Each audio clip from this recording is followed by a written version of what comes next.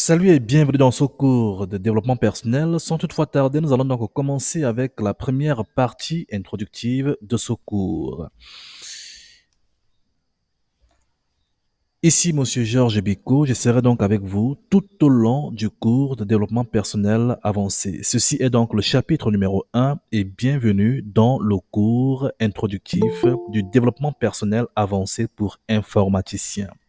L'objectif de ce cours est de vous permettre en fait d'avoir les outils mentaux et spirituels nécessaires pour pouvoir transformer en fait l'informaticien que vous êtes en l'informaticien que vous souhaitez donc devenir. Chacun va choisir en fait son niveau de compétence, chacun va choisir en fait son niveau d'efficience, sa capacité mentale, comment dirais-je, ses capacités intellectuelles, etc., etc. Vous allez voir que c'est tellement facile avec le développement personnel avancé, de pouvoir transformer en fait l'informaticien que nous sommes en celui que nous souhaitons être sans avoir donc à nous tracasser en fait par d'autres méthodes en fait archaïques.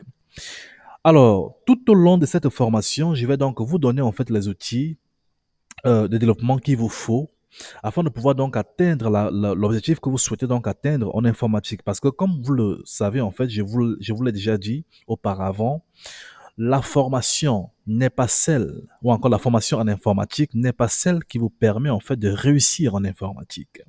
Ce n'est pas la formation qui permet de réussir. Ce qui vous permet de réussir en informatique, c'est le fait de savoir vous manipuler vous-même. Si vous êtes capable de vous manipuler vous-même, chers amis, vous êtes capable de manipuler les autres au bon sens.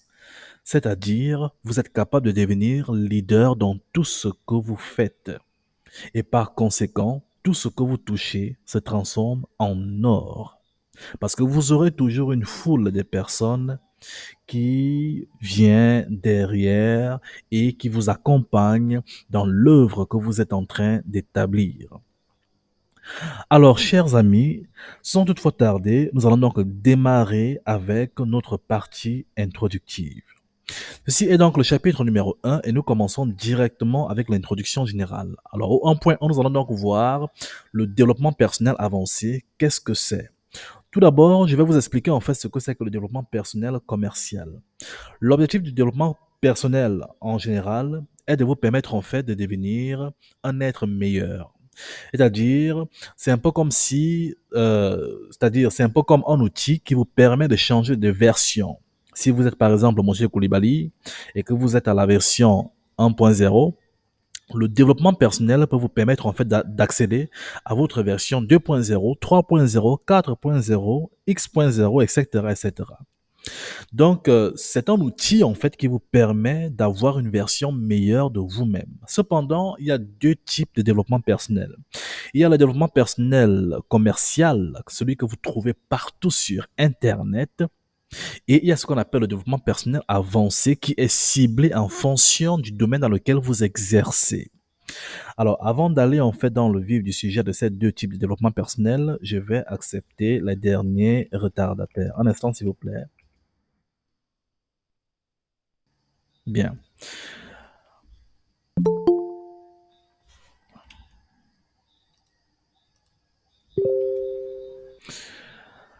Alors, comme je le disais donc, les deux formes de développement personnel sont donc le développement personnel commercial et le développement personnel avancé. Et le développement personnel avancé, lui, est ciblé sur, comment dirais-je, le domaine d'activité dans lequel vous exercez. Il est ciblé en fonction du domaine d'activité dans lequel vous exercez. Le développement personnel commercial, c'est un peu comme un vrac, voilà, un développement personnel de base, voilà, que vous trouvez partout sur Internet. Vous tapez par exemple le développement personnel, vous allez trouver en fait, voilà, des choses du nouvel âge, donc encore du New Age, où on va vous demander en fait de réciter des phrases, des choses comme ça, chaque nuit ou bien chaque jour, voilà, on va vous présenter comment dirais-je, des petites formes de méditation, des choses comme ça, mais en fait, euh, ce développement personnel ne sert presque à rien. C'est-à-dire, son objectif, en fait, est de commercialiser du bien-être. Donc, c'est un développement personnel qui vous permet, en fait, de développer le bien-être en vous. OK? Mais il ne vous permet pas d'accomplir, en fait, l'objectif pour lequel, ou encore l'objectif de votre vie, en fait. Dans ce que j'appelle l'objectif de vie, on verra ça dans le prochain cours, mais je vais un peu parler de cela un peu plus tard dans ce cours. Donc, le développement personnel commercial est celui-là qui vous permet en fait juste d'atteindre un minimum de bien-être. Voilà pourquoi c'est un développement personnel de base. Alors, bien évidemment, ce développement personnel est un peu comme de l'arnaque sur Internet. Donc, si vous recherchez n'importe quel séminaire de développement personnel, on va toujours vous parler de la même chose. Et les mêmes choses que vous trouvez dans les séminaires sont les mêmes choses que vous trouvez sur Google, sont les mêmes choses que vous trouvez dans les, comment dirais, les sites, des blogs, des choses comme ça. Mais le développement personnel avancé est basé surtout sur deux choses, la neuroscience et la science basée sur la spiritualité. En fait, ce développement personnel, chers amis, on ne l'apprend pas à n'importe qui. Je ne l'ai découvert qu'en 2012. Et depuis que je l'ai découvert, c'est à partir de là que j'ai commencé à développer mes structures. Avant 2012, je n'étais qu'un simple informaticien sur Internet qui développait des vidéos sur YouTube. Je vendais mes petits CD et DVD dans, comment dirais, dans les écoles, les campus, des choses comme ça, à 2500 francs. Mon premier DVD que j'ai conçu, un DVD de formation, son titre c'était Les techniques secrètes du hacking. Je le vendais à 2500 francs avant l'année de 2012. Il a été conçu en 2010-2011. Et j'ai commencé à le vendre en 2011 à partir de 2500 francs CFA.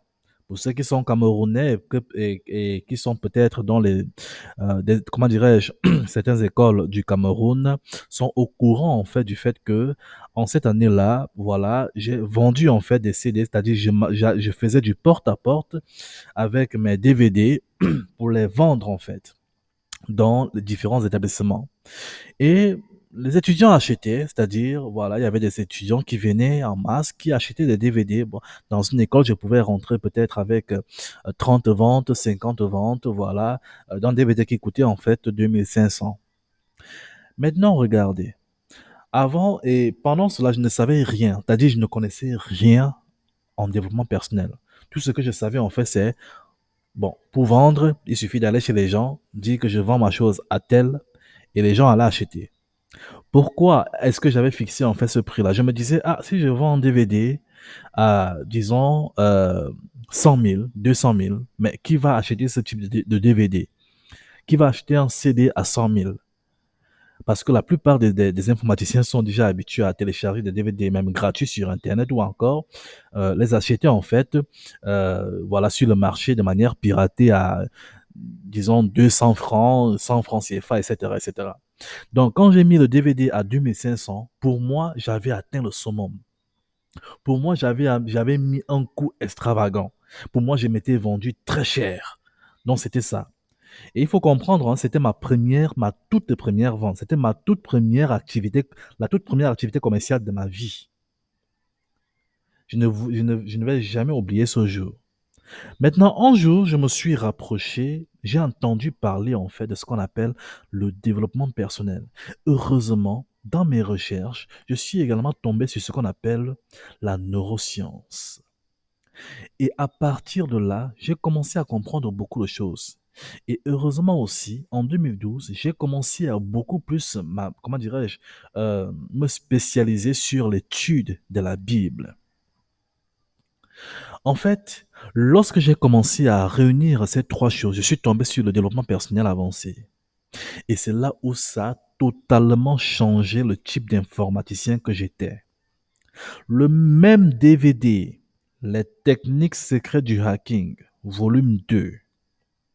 À partir de 2012, ce DVD m'a fait connaître de toute la Côte d'Ivoire. Une fois que j'ai commencé à appliquer le développement personnel avancé, ça m'a fait connaître de toute la Côte d'Ivoire. Ça m'a fait remporter un championnat en Côte d'Ivoire de, comment dirais-je, de hacker. Ça a lancé ma carrière. J'ai vendu le même DVD donc, que je vendais à 2500. Je l'ai vendu en Côte d'Ivoire à 250 000 francs l'unité. Il y a même à certains, comment dirais-je, certaines autorités à qui j'ai vendu le même DVD que j'ai vendu au Cameroun à 2500 à 650 000 francs l'unité. Je me rappelle comment dirais-je, la plus petite vente que j'avais faite sur ce DVD, c'était 60 unités de 650 000 francs. Et la plus grande vente que j'avais faite, c'était 150 DVD en une seule journée de 250 000 francs dans une école. Et je ne vais jamais oublier en fait le jour, c'était à HE-Tech. Pour ceux qui sont, comment dirais-je, ivoiriens et qui connaissent HE-Tech à Odocuy, savent exactement de quoi je parle. Donc en fait, c'est pour vous expliquer quoi. Comment est-ce que, comment dirais-je, et sur le même DVD, et voilà ce qui est marrant. Sur le DVD, parce que c'était un DVD que j'avais fait imprimer en original, le prix 2500 était marqué dessus. Donc, les gens qui achetaient à 250 000 francs, vous voyez toujours ce prix avant d'acheter. Et qu'est-ce qui faisait en sorte que, donc, qu'est-ce qui a changé? Qu'est-ce qui a permis en sorte que je puisse permettre à ce que des gens qui voient un seul DVD sur une petite sacoche puissent, comment dirais-je, débourser en fait une somme de 250 ou 650 000 francs CFA et payer le DVD cash. Un seul DVD. Qu'est-ce qui a permis cela? Est-ce mon intelligence? Non. Est-ce ma manière de parler? Peut-être, mais non. Mais qu'est-ce qui a permis cela? Ce sont les méthodes de leadership que j'ai appliquées via les secrets que j'ai appris sur le développement personnel avancé. En fait, vous allez voir que les méthodes que vous allez apprendre vont vous permettre en fait de pouvoir convaincre les gens, parfois même sans parler. Pourquoi? Parce que nous tous, nous sommes connectés par une et une seule énergie. Nous respirons la même et unique air. Il n'y a qu'une seule air dans la Terre. Nous partageons tous exactement le même corps, la même ressource. Lorsque vous êtes né, votre date réelle de naissance est le jour de votre conception, c'est-à-dire le jour que votre maman est tombée enceinte. Le jour que nos mamans sont tombées enceintes, c'est exactement la date de naissance. Vous savez, en fait, en Chine, votre date de naissance n'est pas le jour où vous avez été accouché. La date de naissance, en fait, qui est la vôtre, est le jour où vos parents vous ont conçu. Et ça, c'est tellement réel. Pourquoi l'être humain? C'est tout simplement parce que l'être humain, ce n'est pas le corps. Voilà pourquoi on dit votre corps, votre main, votre pied, etc., etc. Mais ce n'est pas vous. Quand on dit votre téléphone, vos habits, ce n'est pas vous. Lorsqu'on dit votre ordinateur, ce n'est pas vous. Vous, vous êtes l'esprit. Cet esprit, c'est-à-dire cet homme-là, qui existait déjà avant même qu'il ait été conçu sur Terre. Voilà pourquoi même dans la Bible, on dit avant que vous étiez né, même le Seigneur vous connaissait déjà. Ça veut dire que avant que vous soyez sur terre, avant que vous veniez, avant que vous naissiez, avant que vous soyez conçu, vous existiez déjà quelque part dans le monde des cieux. Maintenant, quand vous venez donc dans le ventre de votre mère, vous commencez, on dit donc que la maman est tombée enceinte. On sait déjà que vous vivez dans le ventre de votre mère, mais vous n'avez pas de corps. Voilà pourquoi qu'est-ce que la maman va faire? Elle va commencer à manger la terre. Quand je dis la terre, c'est quoi? Ce sont les fruits de la terre, les légumes. Alors, pour ceux qui ne comprennent pas, je vais aller encore plus bas. Une graine, lorsqu'on la plante sur terre, qu'est-ce qu'elle fait? Elle utilise la terre pour produire une ressource qu'on appelle par exemple un légume ou un fruit. Donc, tout ce que nous consommons, c'est de la terre, ça vient de la terre. Voilà pourquoi lorsque votre maman mange maintenant ces produits de la terre, ça vient en vous, la même terre se transforme. C'est-à-dire, ces aliments-là, qui sont la terre transformée en nourriture, viennent en vous et se transforment encore en chair, en os et en sang. Et donc, du coup, ça fait que voilà pourquoi la Bible dit, vous êtes fait de terre. Donc, votre corps est fait de terre. Voilà pourquoi lorsque vous mourrez, la terre reprend ce qu'elle vous a prêté. Donc, c'est juste en fait pour que vous compreniez quoi. Le corps qui se forme en vous, c'est votre corps, ce n'est pas vous. Vous êtes déjà là depuis que la maman est tombée enceinte, vous êtes déjà sur Terre. Cependant, tout ce qui se passe pendant les 9 mois, c'est quoi? C'est juste de la terre qui se régénère en fait en vous sous forme de corps. C'est ce qu'on appelle le corps humain. Donc après cela, vous venez donc, c'est votre corps maintenant qui vient rencontrer, ok, ce qu'il était. Donc ce n'est même pas le corps qui naît puisque le corps est juste venu en fait de la terre et pour être transmis en vous. Donc la terre vous a prêté en fait une partie de lui, et là vous êtes maintenant venu parmi, voilà, les hommes. Donc lorsque vous venez maintenant sur terre, regardez bien votre composition. La composition que votre corps humain a est la même composition que vous avez dans tout l'univers. Si vous tapez sur Google, je vous donne juste un petit test à faire maintenant. Tapez sur Google composition de l'eau dans l'univers ou encore dans la planète Terre, ok? On va vous dire que la planète Terre est faite de 72% d'eau. Maintenant, vous tapez maintenant composition de l'eau dans l'être humain. On va vous dire exactement que l'être humain est fait de 72% d'eau. Ça veut dire quoi? Ça veut dire que la même terre que vous avez, que vous voyez tous les jours, est la même que vous portez en vous. Et comme c'est la même que tout le monde porte, donc nous partageons la même énergie. Parce que dans un corps humain, il existe 4 dimensions. Et l'une de ces dimensions est la dimension énergétique, ce qui veut dire que nous partageons tous la même énergie. Il n'y a aucune énergie qui est créée lorsque vous naissez. Vous naissez avec la même énergie et vous la partagez avec tout le monde.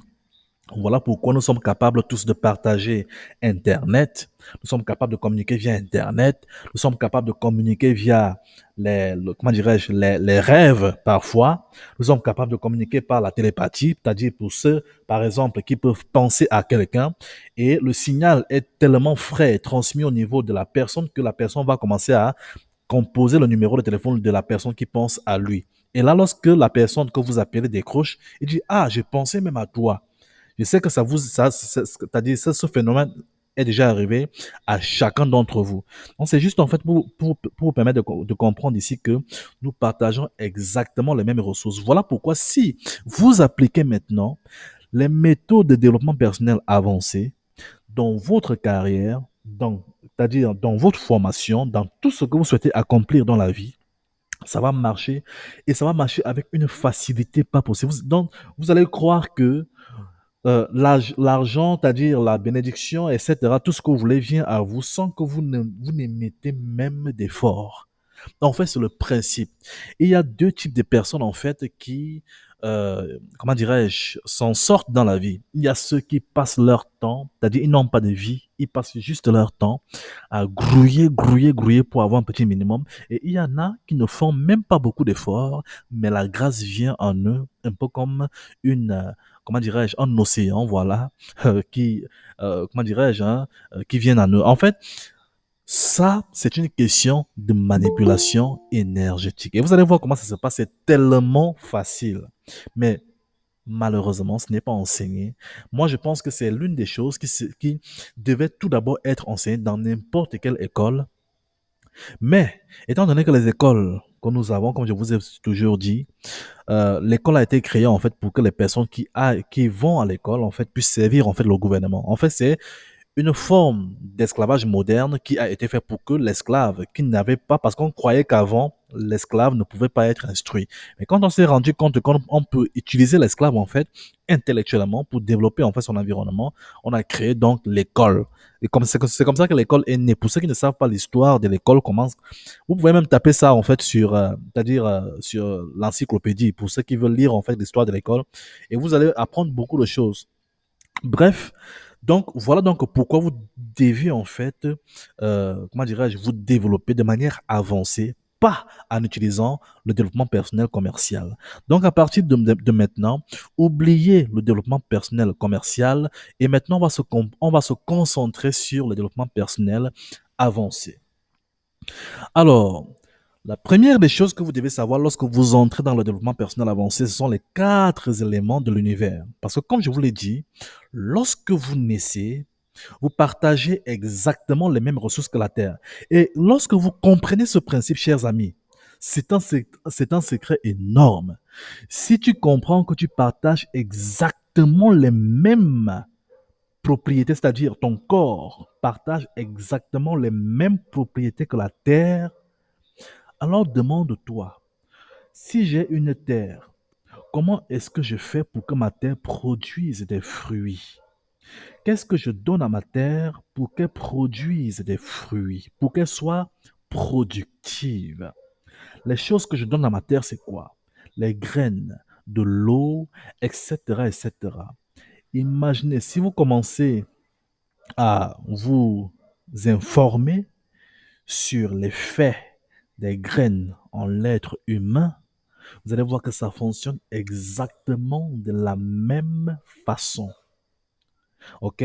On va y revenir plus tard de manière très détaillée lorsqu'on va parler en fait de l'alimentation pour l'informaticien créatif. Donc, les quatre éléments de l'univers sont l'eau, la terre, le feu et l'air. En fait, l'univers est composé de 72% d'eau, c'est-à-dire la planète Terre et tout l'univers même est composé donc de comment dirais de 72% d'eau. De la même façon que votre corps humain, puisque votre corps humain, c'est tout simplement de la terre, n'est-ce pas, qui a été transformé en fruits, puis en chair, en os, en sang. Maintenant, vous avez également la terre, 12%. Exactement, votre corps est composé de 12% de chair et d'os. Vous avez le feu, c'est-à-dire l'énergie. Quand je parle du feu, c'est tout ce qui est énergétique sur Terre. Le soleil, c'est la source d'énergie principale sur la Terre. OK? Donc, la Terre est composée de 4% d'énergie et vous également et moi sommes composés de 4% d'énergie et 6% d'air. Alors, pour que vous compreniez encore, comment dirais-je, la façon dont vous êtes identique à la composition de la Terre, vous voyez, lorsque quelqu'un, la plus faible composition de, euh, comment dirais-je, élémentaire en fait de l'homme ici, c'est le feu. C'est-à-dire le feu ou encore l'énergie est uniquement à 4%. C'est-à-dire c'est la plus faible constituante en fait, voilà, de tous les éléments dans votre corps. OK? Mais c'est également l'une des plus puissantes également. Mais regardez, c'est ce qui explique que lorsqu'un homme, par exemple, comme vous voyez dans les films, quand un homme est en train de mourir, la première des choses qu'il perd, c'est quoi? La première des choses qui se perd, comment dirais-je, en lui, c'est quoi? C'est son énergie, sa chaleur. Donc, voilà pourquoi dans les films, quand quelqu'un est en train de mourir, il dit ah, j'ai froid, j'ai froid. On lui met un drap ou bien, je sais quoi, une couverture. C'est pourquoi? Parce que la première des choses qui quitte le corps, c'est l'énergie. Et voilà pourquoi lorsque vous êtes à l'hôpital, hein, quelle est la première des choses en fait qui quitte votre corps lorsqu'on souhaite vous réanimer? C'est l'énergie. Voilà pourquoi la première des choses qu'on vient faire, c'est de vous transmettre l'électricité. OK? Parce que l'énergie en l'homme est transmise sous forme de données électriques. Donc, voilà pourquoi lorsque votre corps et votre cœur est en train de lâcher, la première des choses qui perd en fait, c'est l'énergie. Donc, voilà pourquoi à l'hôpital, on amène donc ces défibrillateurs-là et on essaie de vous réanimer en vous pompant un maximum d'énergie, voilà, qui permet en fait de faire rebattre en fait le cœur. Donc, en plus, lorsque vous perdez cette énergie, donc la deuxième des choses qui s'en va, c'est l'air, n'est-ce pas? Dès que vous perdez donc le souffle, voilà, il reste quoi? Il reste juste l'eau et la terre. Et voilà pourquoi on remet cela sous terre. Et dans l'eau et la terre, vous retrouvez en fait d'autres organismes, un peu comme des bactéries, des cellules et bien d'autres choses encore. Voilà pourquoi lorsque quelqu'un meurt, même ses cheveux continuent à pousser, ses ongles continuent à pousser. Voilà pourquoi quand quelqu'un meurt, en fait, on est obligé de lui faire, de lui couper les cheveux à tout moment pour que, voilà, il puisse être présentable lors des obsèques. Euh, je pense que quelqu'un a réactivé son micro. Donc, ok. Donc, comme je le disais, voilà pourquoi lorsque quelqu'un meurt, en fait, et qu'il perd le souffle, et qu'on l'enterre, les deux choses qui restent, en fait, c'est la terre, en fait, et l'eau. Et vous voyez, en fait, que comme l'homme est composé, en fait, de ces deux choses au maximum, voilà pourquoi ça prend beaucoup plus de temps, en fait, pour retourner, en fait, dans leur, comment dirais-je, à leur forme originelle, c'est-à-dire en terre. Donc, voilà en fait, en ce qui concerne en fait les quatre éléments. Vous et moi, nous sommes tous composés en fait de ces quatre éléments. Il existe un cinquième élément qu'on appelle l'espace. C'est l'élément en fait qui est beaucoup plus lié à la spiritualité. Mais ce qui nous concerne en fait ici, ce sont les quatre éléments qui constituent beaucoup plus le corps en lui-même, le corps humain. Donc l'eau, la terre, le feu ou encore l'énergie, parce que le synonyme du feu en fait c'est l'énergie. Puis l'air. Alors, cependant, les quatre dimensions, excusez-moi ici c'est dimensions, ok? Les quatre dimensions de l'informaticien ou bien de l'homme. Et il faut savoir ce que dimension en fait ici est. Alors, lorsqu'on prend par exemple le corps humain, c'est-à-dire votre chair, vos os, votre sang, il est composé de quoi? Lorsqu'on on veut donc étudier en fait ces différentes dimensions, c'est-à-dire du cerveau jusqu'aux orteils. Vous avez donc la terre, c'est-à-dire le corps. Vous avez le corps énergétique. Le corps énergétique, en fait, c'est toute impulsion électrique qui existe en vous, c'est-à-dire ce que l'énergie qui est partagée entre vos différents nerfs, parce que l'énergie est transformée au niveau de vos nerfs, en fait, c'est-à-dire est transmise entre les nerfs de votre corps. Puis vous avez le mental, ok, c'est-à-dire c'est au niveau du cerveau. Puis vous avez le corps spirituel. Ça c'est maintenant vous, l'être humain. Donc ici, à chaque fois qu'on parle du corps spirituel, on parle maintenant de vous. Et voilà pourquoi en fait l'analogie, en fait ici, pour que vous compreniez mieux. Donc le corps de terre est un peu comme votre ordinateur et clavier biologique. Le corps énergétique ici est un peu comme Internet. Le corps mental est un peu comme votre système d'exploitation et le corps spirituel est un peu comme le langage de programmation. Ça veut dire que si je maîtrise en fait le système d'exploitation, je maîtrise donc, je peux également maîtriser le langage de programmation. Et si je maîtrise le langage de programmation, je peux programmer beaucoup de choses au niveau de mon système d'exploitation. En d'autres termes, avec mon esprit, je peux pouvoir concevoir beaucoup de choses au niveau de mon système d'exploitation. Or, mon système d'exploitation a plusieurs logiciels. Ce qu'on appelle logiciel ici, c'est quoi? Ce sont vos logiciels mentaux. Par exemple, ce sont vos émotions, en fait. Exemple d'émotion, la, comment dirais-je, la haine, la peur, la gaieté, la joie, la motivation, l'anxiété, l'enthousiasme, tout ça, ce sont des émotions. Imaginez maintenant que, à partir de votre corps, à partir de votre ordinateur et de votre clavier, disons que le corps c'est le clavier, à partir de votre clavier, vous êtes capable en fait d'appuyer sur un bouton qui active une fonction sur le système d'exploitation, le mental, afin de produire un effet, par exemple, de motivation, afin de produire un effet d'enthousiasme, afin de produire un effet, bref, l'effet que vous voulez. Imaginez que vous ne voulez, c'est-à-dire, vous souhaitez avoir uniquement à partir de votre corps la possibilité et le pouvoir de pouvoir générer l'émotion que vous voulez. Imaginez un peu que vous avez ce pouvoir-là. C'est-à-dire, vous êtes capable de générer l'émotion que vous voulez à tout moment. C'est-à-dire, vous n'êtes plus quelqu'un qu'on est capable, voilà, lorsque vous vous réveillez le matin, quelqu'un vous énerve, voilà, ça gâche votre journée. Vous tentez même de devenir, comment dirais-je, de devenir en fait un peu plus motivé, mais vous ne trouvez pas la motivation. Vous pensez toujours à ce qu'on vous a fait, des choses comme ça. Imaginez maintenant qu'en cet instant-là, vous savez en fait la façon dont il faut manipuler votre corps pour que, même sans que vous le vouliez, qu'il puisse produire en fait de la joie. Un peu comme si vous avez pris une drogue. Voilà. Donc, automatiquement, voilà, vous êtes dans la joie ou bien vous êtes dans la motivation. Bref, l'émotion que vous souhaitez faire. Et chers amis, je vous dis que c'est très facile de le faire lorsque vous maîtrisez le DPA. Et si vous pouvez faire ça, ça veut dire que vous êtes capable de transformer l'informaticien que vous voulez en vous, de créer l'informaticien que vous voulez en vous.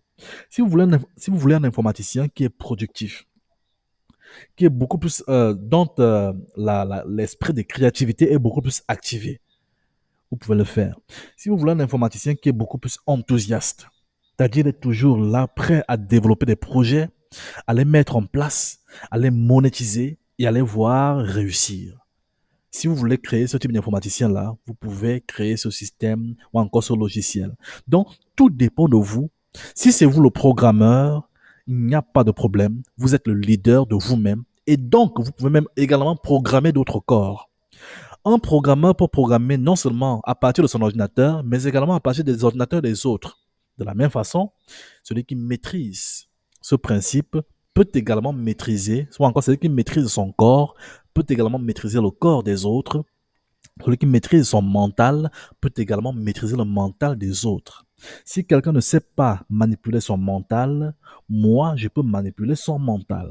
Si quelqu'un ne sait pas manipuler son corps de terre, ou encore son ordinateur, je peux manipuler moi son ordinateur. Je peux même pirater son ordinateur.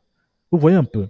Donc, j'espère que vous comprenez en fait la logique qui est derrière tout ça.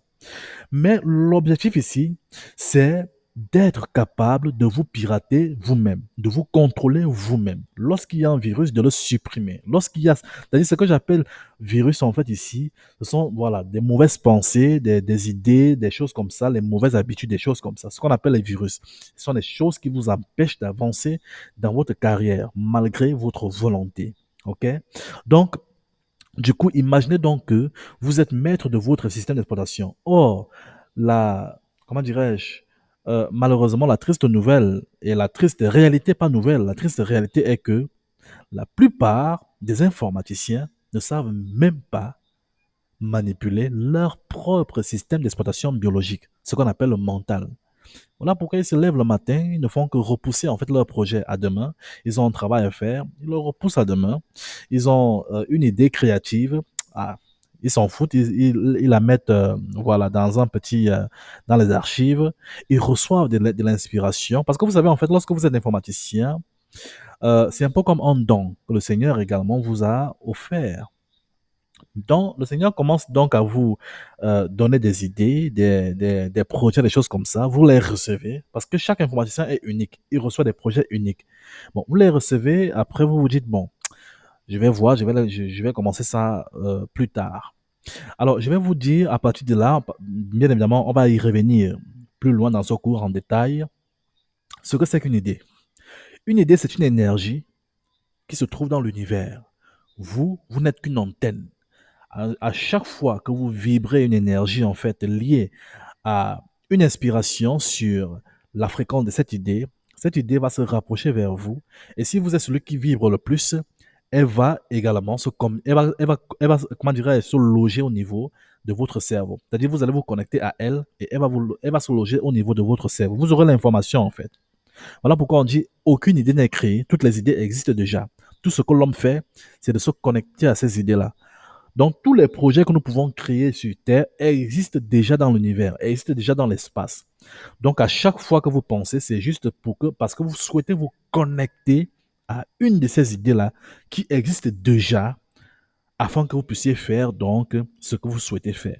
Mais imaginez, vous n'êtes pas le seul être humain sur Terre. Si vous vous connectez à une idée et que vous la laissez tomber, lorsqu'elle va se déconnecter de vous parce que vous l'avez laissé tomber en pensée, automatiquement, quelqu'un d'autre qui vibre donc vers cette idée-là va se connecter à elle. Et lui, il va maintenant mettre le projet sur pied. Voilà pourquoi vous avez souvent certains informaticiens, lorsqu'ils voient un projet qui est mis sur pied, il va se dire, ah, voilà, j'avais même la même idée. Et celui-ci, il a volé mon idée, il est parti mettre le... Il n'y a pas de vol d'idée qui existe de cette manière-là. Donc, c'est juste en fait une question de pragmatisme. Lorsqu'on vous donne une inspiration ou encore une idée, ce n'est pas pour juste la mettre dans les archives et dire, voilà, quand j'aurai le temps, je vais développer ça. On va y revenir plus tard. Ça, ce n'est pas encore le moment en fait de parler de cela. Donc, voilà donc les 4 dimensions de l'informaticien. Pour pouvoir donc manipuler ces différentes dimensions, parce que si vous arrivez à manipuler, chers amis, ces 4 dimensions de vous-même, oh là là, vous allez, c'est-à-dire, vous allez dormir en paix. Vous saurez que vous avez en fait, imaginez que vous dormez sachant que quel que soit ce que moi je vais mettre comme projet, ça va produire des millions. Imaginez que vous avez, c'est-à-dire vous dormez en sachant cela, que quel que soit ce que vous allez mettre comme projet sur pied, ça va produire des millions, ça va attirer la foule, c'est-à-dire vous n'avez même plus à vous tracasser, vous dormez le cœur tranquille. Vous savez pourquoi? Parce que vous savez, vous êtes maître de votre système d'exploitation.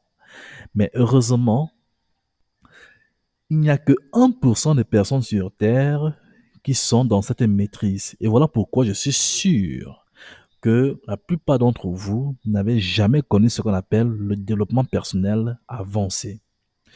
Et chers amis, je vous assure que sans ceci, vous pouvez faire des formations, des cours, des séminaires, des conférences, télécharger tous les livres que vous voulez. À la fin, vous allez vous rendre compte que vous n'avancez pas, vous ne produisez pas, rien ne marche de ce que vous appelez projet en informatique. Et là, vous aurez seulement une seule idée, c'est où est-ce que je peux travailler, dans quelle entreprise je peux travailler. Beaucoup d'informaticiens sont dans cette catégorie-là. Or, au départ, l'informaticien est fait pour produire des solutions, pour créer. Voilà ce à quoi l'informaticien a appelé. L'informaticien n'est pas fait pour aller travailler dans un bureau. Ce sont les bureaux, c'est-à-dire ceux qui font bureautique, qui sont généralement appelés à travailler dans un bureau. Sinon, l'informaticien est fait, même s'il doit travailler dans un bureau, son travail doit être de créer. Mais vous allez vous rendre compte que si vous êtes capable de créer pour quelqu'un et qui se fait de l'argent derrière vous, vous allez très vite vous rendre compte que vous pouvez vous-même vous faire de l'argent sans travailler pour lui. Bref, ça c'est juste en fait pour vous dire en fait que si vous maîtrisez ces quatre choses, vous maîtrisez tout. Et l'objectif de tout ça est de permettre à ce que votre esprit et votre corps soient alignés exactement de la même façon. On y reviendra. 1.2, objectif du DPA. Le premier objectif du développement personnel avancé est de réinitialiser votre système d'exploitation biologique, ce qu'on appelle le mental. Beaucoup d'entre vous ont beaucoup de virus au niveau de leurs ordinateurs. Si vous vous levez le matin et que vous n'êtes pas poussé par une motivation extrême, je dis bien extrême, imaginez que vous vous levez le matin, vous êtes poussé par une motivation extrême d'aller travailler pour vos projets, d'aller produire, c'est-à-dire d'aller développer des projets productifs, des projets, c'est-à-dire à, comment dirais-je, euh, euh, qui vous rapportent en fait financièrement des choses comme ça. Donc, imaginez que vous vous réveillez le matin, vous avez c'est même un peu comme une obligation mentale d'aller vous asseoir derrière votre ordinateur et commencer à lancer ces projets-là. Donc, c'est l'informaticien. Si c'est l'informaticien que vous souhaitez produire, alors le développement personnel va vous permettre de le faire. Développement personnel avancé. Donc, tout ça se trouve au niveau du mental. La première des choses est de réinitialiser en fait votre mental, puisque beaucoup d'entre vous ont des virus en fait implantés au niveau de leur mental. Et ces virus se sont transformés en des applications. Parce qu'un virus d'abord, alors comment dirais-je, un virus en fait, euh, au départ, c'est un logiciel, c'est-à-dire c'est un ensemble de codes sources en fait qui s'exécute pour accomplir une tâche, mais une tâche malveillante. Donc, du coup, la plupart des informaticiens ont des virus implantés au niveau de leur cerveau. Il se lève le matin, il n'a pas d'objectif qu'il a fixé à la veille. Donc déjà, sa journée est foutue. Si vous n'avez pas d'objectif qui a été fixé à la veille, votre journée d'office est foutue. Donc tout ce que vous allez faire là, c'est de combattre contre votre subconscient. Votre subconscient va combattre avec vous. Et ça va produire un stress que vous allez juste vouloir également combattre. Et naturellement, l'être humain, pour combattre le stress, qu'est-ce qu'il fait? Voilà, il lui faut une distraction. Voilà, se balader avec les copains, aller au maquis, regarder la télévision, regarder un match, des choses comme ça. Et se dire, OK, peut-être après le match, ça ira mieux. Vous savez ce qui va se passer après le match? Après le match, vous aurez déjà consommé l'énergie qu'on appelle le stress et vous serez fatigué. Le stress est une énergie et à chaque fois que vous la mettez en activité, ce sont vos ressources en fait que vous allez utiliser. Parce que pour pouvoir combattre le stress, vous allez toujours le faire physiquement. Si vous avez remarqué, pour combattre le stress, vous allez généralement c'est la partie physique du corps en fait qu'on utilise. Donc soit vous allez jouer au football, soit vous allez au maquis, soit vous allez regarder la télé, des choses comme ça, mais c'est toujours pour s'épuiser parce que le stress en fait, pour que ça passe physiquement, il faut s'épuiser en fait. Ça va, c'est une énergie. Donc il faut l'éjecter par une activité. Et ça, vous ne voulez pas. Voilà pourquoi les personnes qui combattent beaucoup plus le stress, en fait, physiquement, sont les personnes qui font le sport. La plupart des personnes, beaucoup de personnes font le sport pour combattre le stress. Donc, quand il revient du sport, voilà, il se sent mieux. Mais il est fatigué aussi. Il ne peut plus, l'activité mentale, voilà, il ne veut plus faire. Voilà. Du coup, il ne veut même plus entendre parler de ça. Il remet tout à demain. Beaucoup de personnes souffrent de ça. Et voilà pourquoi le premier objectif en fait du développement personnel avancé est de réinitialiser votre système d'exploitation. Le deuxième objectif ici, c'est d'avoir un but spirituel. En fait, beaucoup de personnes font de l'informatique sans aucun but. Sans aucun but. Je vous assure. Beaucoup font de l'informatique sans aucun. Quand on demande en fait, il y a parfois je demande à certains informaticiens, pourquoi vous faites de l'informatique? Quel est votre but? Pourquoi vous venez faire de l'informatique? Il dit, ah, je vais faire de l'informatique parce que je veux pouvoir développer, voilà, des projets, voilà, voilà, qui aident un peu mon environnement, des choses comme ça. Il dit, non, ça, ce n'est pas un objectif. Ça, c'est pas un objectif. Ça, c'est une conséquence du fait, ou encore de votre objectif. Mais ce n'est pas l'objectif. Voici un exemple d'objectif. Et vous allez voir que votre objectif même ne va généralement jamais concerner l'informatique. Par exemple, je vous prends un exemple. Hein. L'objectif de quelqu'un peut être, il veut faire dans l'immobilier. Son objectif, il veut faire dans l'immobilier. Et donc, son objectif, c'est de pouvoir concevoir ou encore de construire un immeuble. OK? Maintenant, pour construire un immeuble, il fait tous les calculs. C'est-à-dire, il prend un architecte c'est-à-dire qui va faire le plan, c'est-à-dire tout jusqu'à lui soumettre en fait tout le budget qu'il faut pour pouvoir mettre en place l'immeuble. Pourquoi il veut construire l'immeuble? Parce que d'un côté, peut-être, il veut prendre une partie de l'immeuble pour faire une clinique. Il veut faire une autre partie, en fait, pour aider peut-être les SDF, des choses comme ça. Et le reste, il veut mettre en location. Donc, du coup, vous voyez un peu un projet comme ça. C'est un projet lourd et c'est un projet de vie. C'est un projet d'ordre spirituel. Pourquoi? Parce que dans son projet, il a mis une partie où il veut aider, par exemple, les SDF. Alors, en faisant cela, il vient c'est-à-dire, il vient de créer un objectif qui va maintenant lui obliger à choisir ou encore avoir une source de rémunération.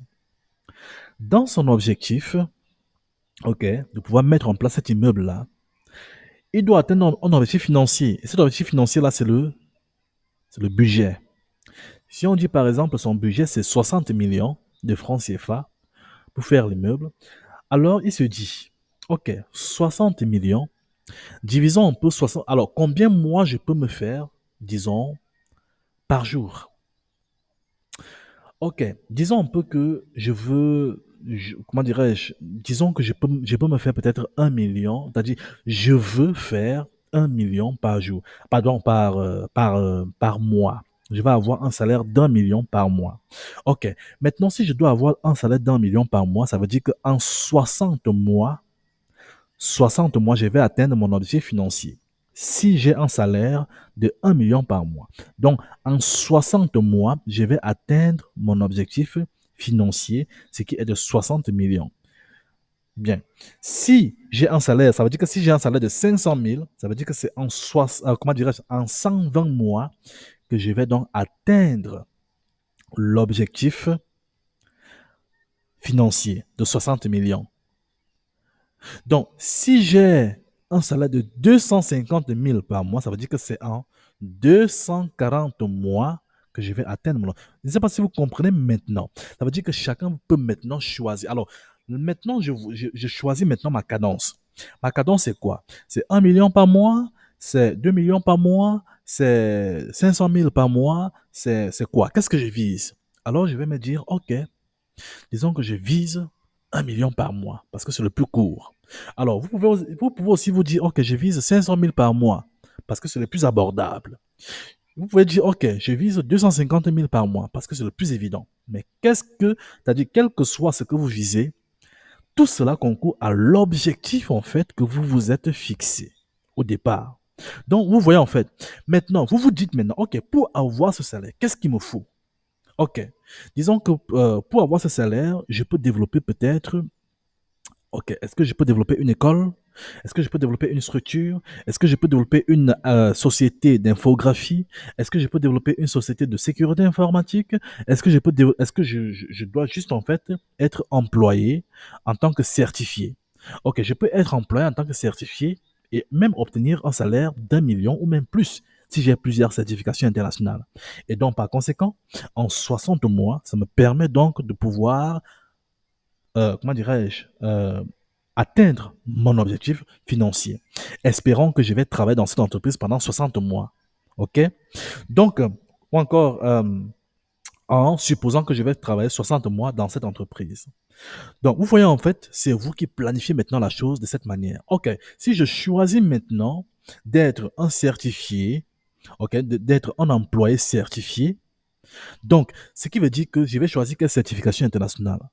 Donc, je vais donc aller sur Cisco, Microsoft, Oracle. Vous voyez, la formation n'est qu'une conséquence. Ce n'est jamais un objectif. La formation n'est qu'une conséquence par rapport à l'objectif que vous vous êtes fixé. Ne choisissez jamais une formation pour qu'elle soit votre objectif. Votre objectif ne doit jamais être je veux devenir expert en, je veux devenir... Non. Ne vous mettez jamais ces titres bidons dans la tête. Le titre ne donne absolument rien. Il y a des gens qui sont des docteurs, comment dirais-je, sont des multititres, des multifonctions. Mais si vous voyez ce qu'ils ont accompli dans la vie, c'est rien du tout. Mais vous allez voir les gens qui ne sont rien, mais qui ont accompli des choses que vous ne pouvez même pas espérer dans votre vie. Vous voyez en fait? Donc, tout cela ne sert à rien, ces titres-là. Donnez-vous un objectif de manière intelligente de cette manière-là. Et puis, focalisez-vous uniquement là-dessus. Versez toute votre énergie. Vous allez voir que vous aurez maintenant une raison de vivre, une raison de faire de l'informatique, une raison de vous appliquer chaque jour. Vous allez voir que lorsque vous rêvez le matin, vous voyez seulement votre objectif, vous voyez votre rêve. Et là, si vous comprenez de quoi je parle, vous allez voir que même si vous êtes pauvre, même si vous êtes pauvre, vous pouvez atteindre cet objectif sans problème. Tout n'est qu'une question de perspicacité. Tout n'est qu'une question de méthode, de méthodologie. OK? Au lieu de faire, d'aller comme monsieur tout le monde, ah, je vais me former, je vais avoir le master, je vais aller chercher le travail, après se retrouver au chômage. Ah, il faut maintenant que je cherche à faire peut-être le champ. Ah, qu'est-ce que je peux faire? Vous voyez un peu, vous voyez en fait. Échange de formation en formation, etc., etc. Et si vous commencez à changer de formation en formation, ça veut dire que vous n'avez encore même pas compris pourquoi vous faites de l'informatique. Il y a beaucoup de personnes qui font l'informatique, mais ils ne savent pas pourquoi exactement ils font de l'informatique. Pourquoi? Parce qu'ils n'ont pas de but. Ils n'ont pas un but. Votre but doit être, c'est-à-dire d'une manière où vous allez vous rêver pendant des années et vous êtes fier de ce que vous faites. Quand vous économisez, vous savez exactement là où vous parlez, voilà où vous partez. Ça doit prendre une et une seule direction. La formation, chers amis, n'est qu'une conséquence de votre objectif. C'est la même façon. C'est-à-dire, je peux même décider même pour avoir cet argent de ne pas faire de l'informatique. Je peux décider pour avoir cet argent d'aller faire agriculture, de planter du cacao. Si le cacao, par exemple, me rapporte, par exemple, 10 millions par an, par exemple, ça veut dire que en 6 ans, j'ai déjà un immeuble, comment dirais-je, mon immeuble. n'est-ce pas? Donc, la formation n'est qu'une conséquence. Donc, si je choisis donc de faire de l'agriculture, ça veut dire que je vais donc aller me former en quoi? Je vais aller me former en agriculture. OK? Comment planter le cacao, comment l'entretenir, le sol, etc., etc., comment choisir le sol, etc. Donc, je vais aller me former. Donc, la formation n'est qu'une conséquence. La formation n'est jamais un objectif. Votre objectif, c'est à vous de le fixer. C'est-à-dire le premier devoir que je vais donner à chacun, et là c'est un devoir où on ne va pas vérifier puisqu'il concerne tout le monde, c'est quelque chose de personnel. Je demande à chacun maintenant de prendre toute cette semaine et tout ce week-end, de penser vraiment à un et un seul objectif qu'il souhaite atteindre dans sa vie. Pensez grand, mais pensez réaliste. C'est-à-dire, c'est-à-dire vous suivez le schéma que je vous ai, comment dirais-je, bien évidemment, nous allons arriver de manière détaillée à comment exactement décomposer en fait schématiquement son objectif, comment l'atteindre, jusqu'à arriver à la formation à choisir. Et là, vous allez vous rendre compte que la formation, ce n'est qu'un outil pour atteindre votre objectif. Ce n'est pas l'objectif en lui-même. OK? Donc, si vous souhaitez développer des projets qui permettent à votre environnement d'en bénéficier, ce n'est qu'un outil pour atteindre votre objectif. Ça, ce n'est pas l'objectif.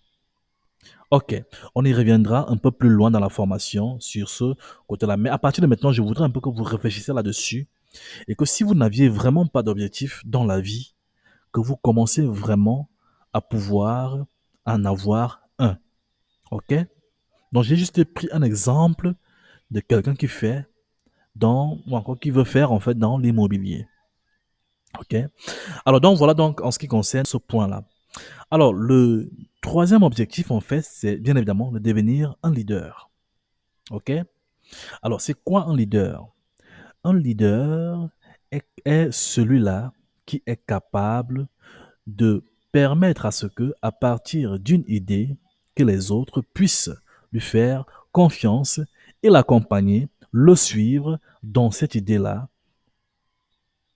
Alors, si vous pouvez faire en sorte qu'à partir de votre idée, d'autres personnes vous suivent, vous accompagnent et vous donnent leur confiance à 100% dans l'idée que vous avez partagée, ça fait de vous un leader.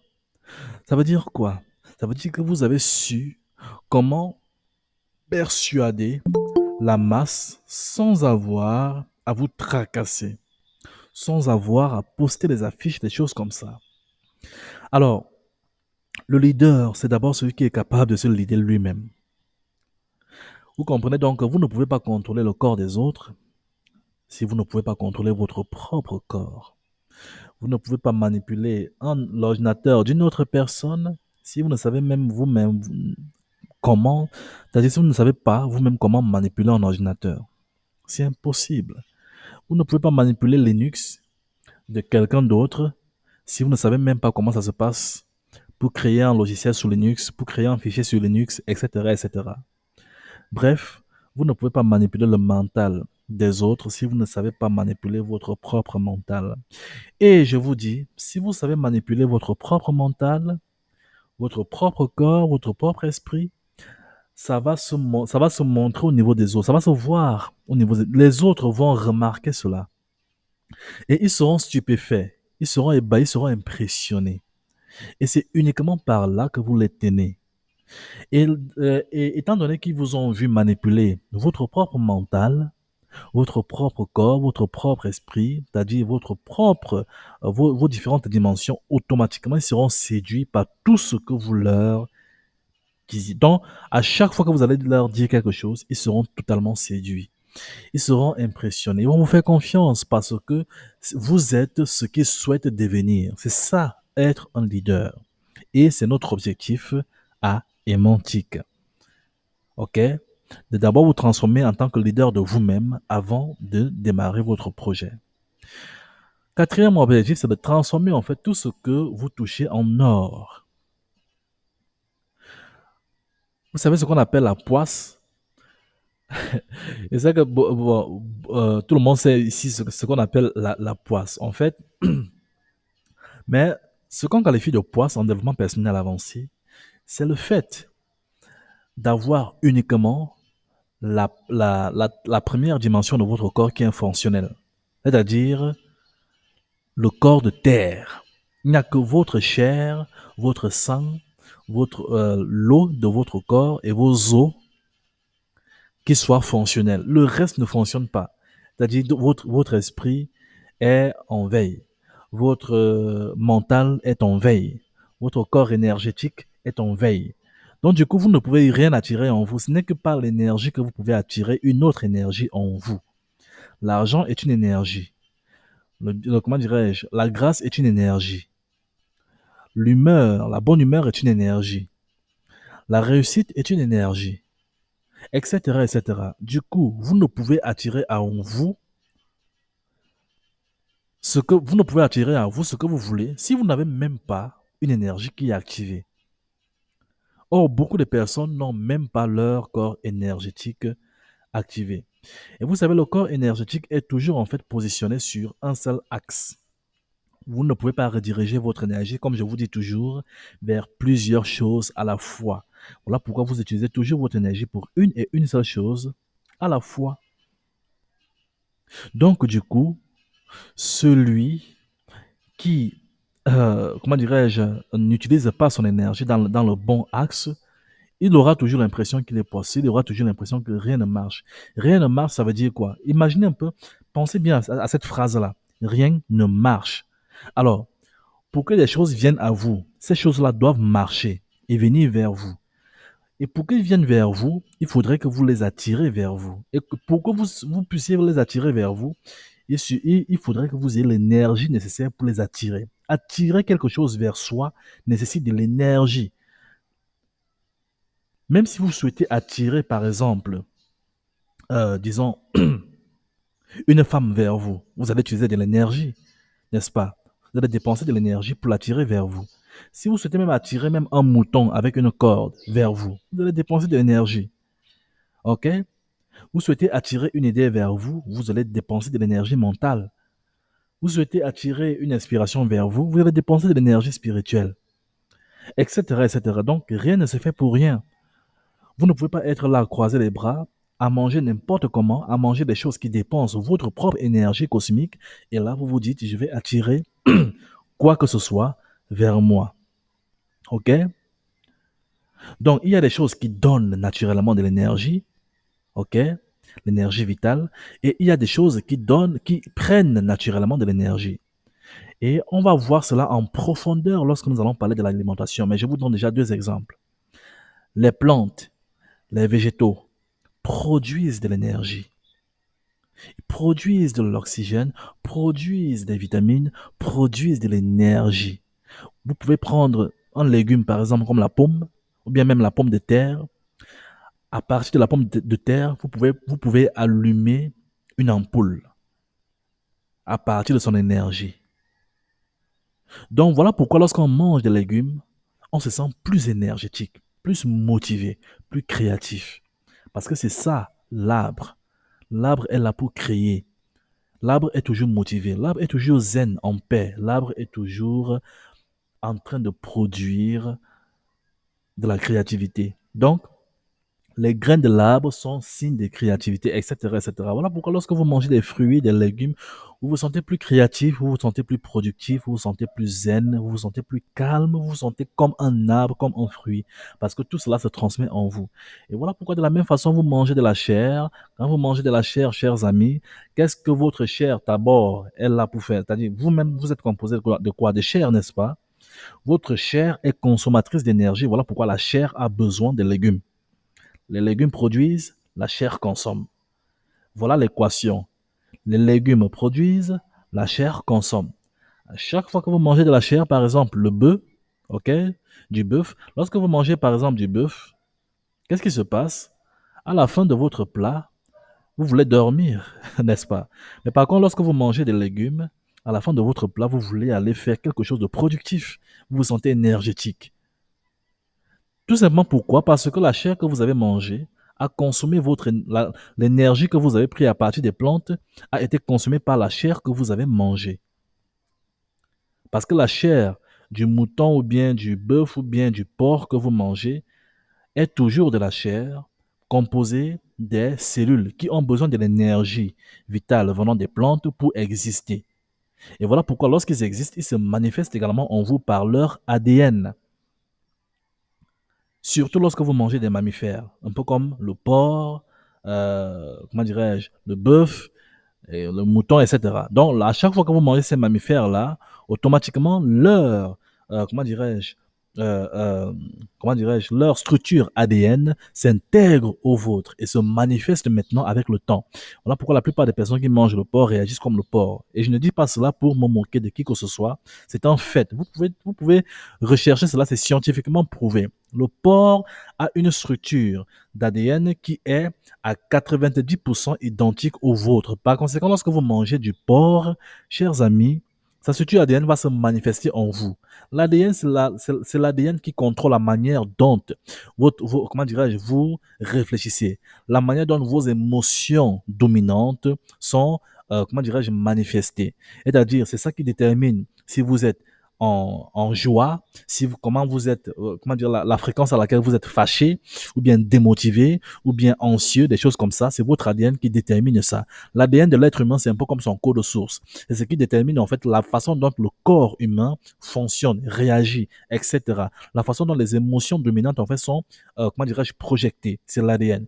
Maintenant, le porc a également ses émotions. Lorsque vous mangez du porc ou mangez du bœuf, comment dirais, la structure ADN de ce porc se manifeste, s'intègre d'abord en vous et se manifeste ensuite.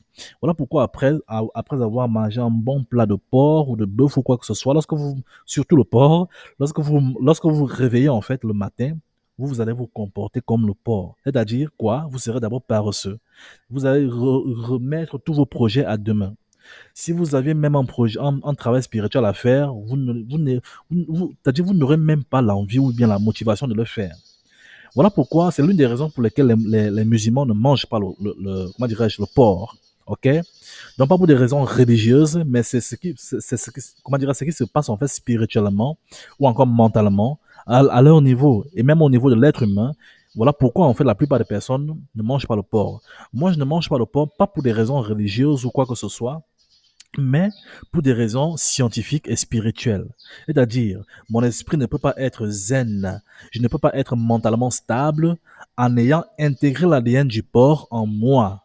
Donc, c'est impossible. Si c'est au niveau, si c'est pendant les fêtes, les choses comme ça, oui, je sais qu'en ce moment-là, on n'a pas besoin, en fait, d'être mentalement stable ou bien spirituellement stable parce que ce sont les fêtes. Voilà. Donc, la fête est là pour rester non sérieux, des choses comme ça. Mais lorsqu'il s'agit, en fait, d'une histoire de vie, d'être un informaticien productif, inspiré à tout moment. Vous savez, l'inspiration, c'est de la spiritualité. L'inspiration n'est pas quelque chose de palpable, c'est quelque chose de spirituel. L'inspiration, c'est le fait d'ouvrir votre esprit à une idée ou à une dimension de créativité bien spécifique. Donc, ça n'a absolument rien à voir de physique. Donc, à chaque fois si vous souhaitez donc être inspiré, ça veut dire que votre esprit doit d'abord être stable et aligné de manière parfaite avec votre corps. Du coup, si vous commencez à manger uniquement des choses qui consomment spirituellement en vous de l'énergie, alors, chers amis, vous n'allez jamais produire, puisque pour produire, en fait, il vous faut de l'énergie. Pour produire, il vous faut de l'énergie. Pour faire marcher les choses, il vous faut de l'énergie. Pour que ça marche, il faut que ça utilise votre énergie. Pour que ça marche vers vous, il faut que vous l'attirez. Mais si vous mangez tout le temps des choses qui consomment de l'énergie en vous, comment est-ce que vous espérez en fait attirer des choses en vous plus tard énergétiquement? C'est impossible. Donc, il s'agit d'en soi. Ici, ce n'est pas une histoire de religion. On parle en fait ici de la science et de la spiritualité. Donc, vous ne pouvez pas attirer quelque chose en vous sans énergie. Donc, c'est impossible. Donc, en tant qu'informaticien, si vous souhaitez être celui-là qui est inspiré à tout moment, donc c'est la base en fait. C'est-à-dire d'adapter votre alimentation à vos objectifs. Mais ne vous inquiétez pas, il y a un chapitre consacré à l'alimentation. Nous allons y revenir. Donc, le prochain et le dernier objectif ici, c'est aligner son corps à l'esprit. Donc, voilà d'où je voulais en venir avec la partie alimentation. C'est d'aligner son corps avec son esprit. Quand je dis aligner son corps avec son esprit, c'est quoi? Vous pouvez être, par exemple, vous vous réveillez le matin, par exemple, vous voyez, parfois, on se réveille le matin et vous vous dites, oh, je voudrais vraiment commencer à... Voilà, j'avais un projet en tête et je voudrais vraiment commencer à le développer aujourd'hui. Alors, vous, t'as dit, votre esprit vous dit, OK, vraiment, il faut développer le projet aujourd'hui. Votre esprit a la volonté. Mais qu'est-ce qui se passe au niveau de votre corps? Votre corps est tellement stressé. Quand je dis tellement stressé, c'est quoi? T'as dit, il a mangé du porc ou encore de la viande il y a cela 24 heures. Voilà. Donc, l'ADN se manifeste et voilà, il est partout. T'as dit, il est partout au même moment. C'est-à-dire, il n'a pas, c'est-à-dire comment dirais-je, la motivation n'est pas là. C'est-à-dire, vous fouillez en vous, vous ne trouvez pas la motivation. Vous fouillez en vous, vous ne trouvez pas l'enthousiasme. Après, si vous vous forcez même à aller faire la chose, quand vous vous mettez devant votre ordinateur, c'est un peu comme s'il n'y a aucun courant qui passe en vous. C'est-à-dire, vous n'avez qu'une seule envie, c'est de remettre à demain.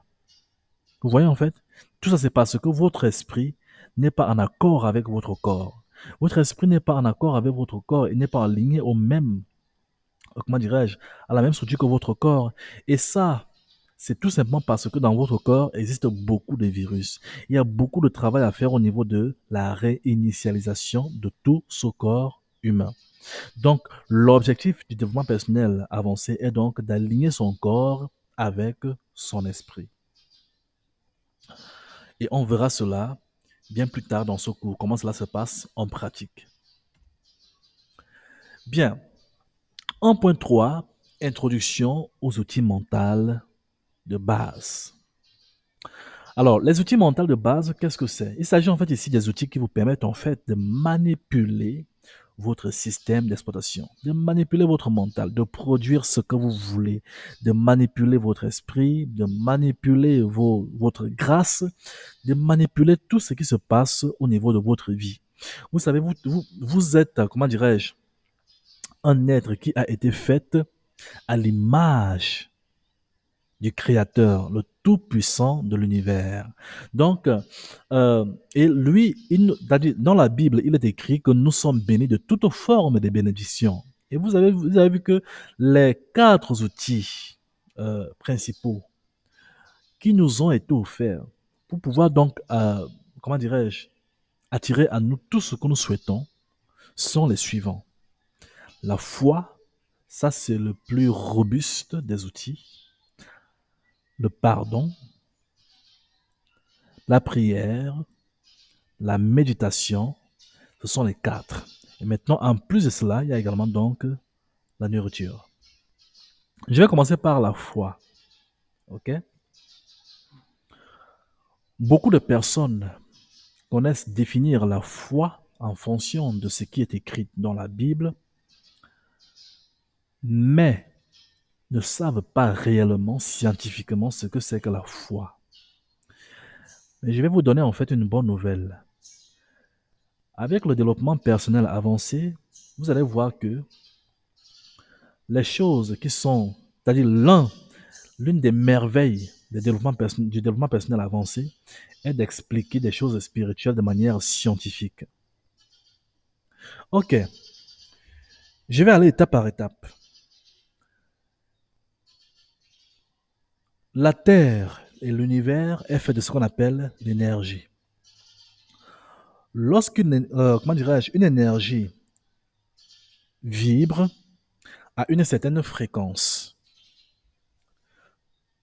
La voix, le son est une énergie. Lorsque je parle, c'est une énergie sonore qui sort de ma bouche et qui est détectée et connectée, enfin encore qui est détectée en fait par mon tympan.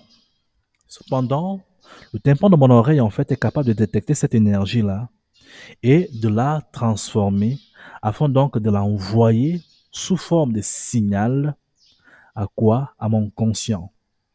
Mon conscient va prendre cette énergie, cet audio, et la transmettre en fait à mon subconscient.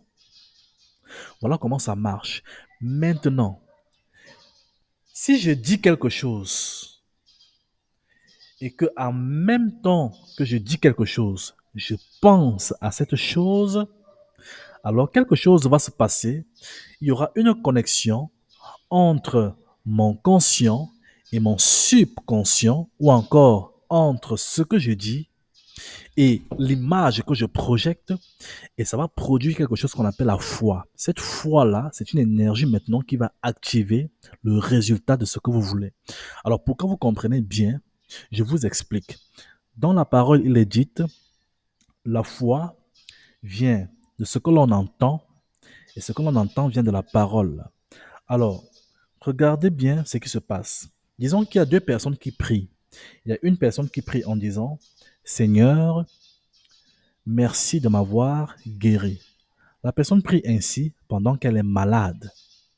Et il y a une autre personne qui prie en disant, Seigneur, prière, guéris-moi. J'aimerais que tu me guéris. Maintenant, la première personne qui... Pardon, je commence par la deuxième personne. La deuxième personne qui prie en disant, Seigneur, guéris-moi. En même temps qu'elle dit Seigneur, guéris-moi, dans son esprit, elle est en train de se dire, ah, j'espère que le Seigneur va me guérir. Vous voyez?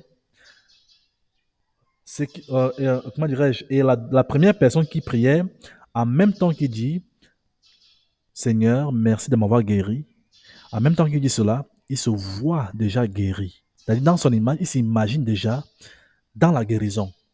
Alors, la différence qu'il y a entre ces deux personnes, c'est quoi? Je commence par la deuxième personne. La deuxième personne qui a prié en disant, Seigneur, s'il te plaît, guéris-moi. Et en même temps qu'il disait ça, il était en train de penser, ah, j'espère que le Seigneur va me guérir. Vous voyez, il y a deux choses qui parlent. Il y a deux choses qui transmettent des signaux. La première des choses qui transmet comment dirais, des signaux, en fait, c'est le corps, comment dirais, c'est le mental. C'est-à-dire, quand tu dis Seigneur, guéris-moi, c'est une énergie, une fréquence, ou encore, comment dirais-je, une vibration qui va au niveau de son conscient. Et lorsque son conscient donc va interpréter cela, ça sera à une fréquence bien spécifique. OK? Avant de continuer, je veux d'abord, donc mettez cela en pause. Je veux d'abord prendre un petit exemple très simple pour que tout le monde comprenne.